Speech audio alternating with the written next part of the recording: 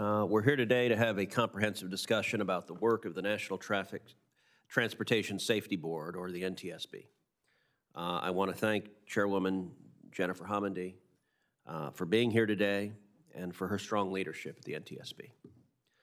I certainly recognize, and I'm sure my colleagues here would agree, the magnitude of the task of investigating complex and tragic incidents thoroughly and impartially.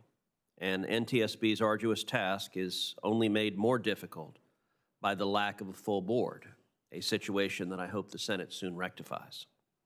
Naturally, we all want answers from an investigation as soon as possible, but proper analysis takes time. I'm grateful for your work, Madam Chair, and for the work of all the members and staff at the NTSB.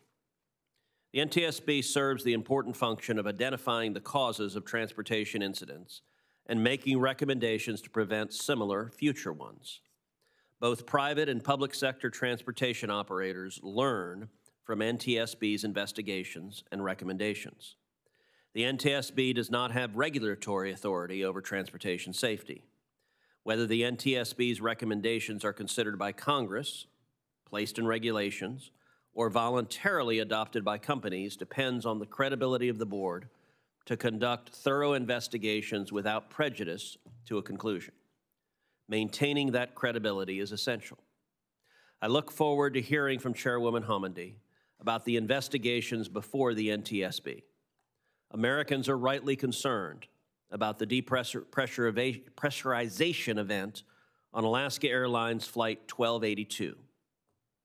Concerned about runway incursions, such as the one that occurred in Austin, Texas, and the derailment in East Palestine, Ohio, last year. I recognize that the Chairwoman may not and should not guess what the board's recommendations will be or discuss non-public information from these investigations. However, I hope to hear about the status of those investigations and any preliminary information that is appropriate to share at this time. Relatedly, I plan to ask the Chair about a recurring problem with congressional oversight of transportation incidents that are concurrently under investigation at the NTSB.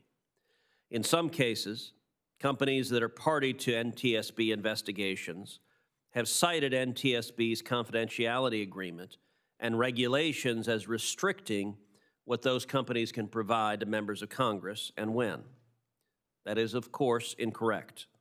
Administrative regulations and non-disclosure agreements do not trump Congress's constitutional power of inquiry, and I look forward to hearing the Chair's opinion on the matter as a former congressional staffer herself.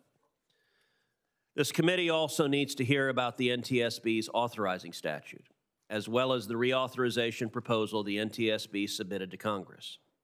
Members of this committee must have the opportunity to comprehensively examine the NTSB as an agency and to contemplate any changes to the NTSB's authorizing statute.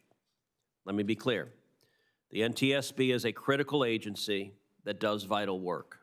I support that work, and I'm happy to engage in a thorough discussion about its authorities in addition to the funding it needs. Without that discussion, I think the Senate would be failing to meet its responsibilities at a time when the importance of the NTSB could not be clearer. Fortunately, today's hearing is an opportunity to begin such a discussion. Thank you.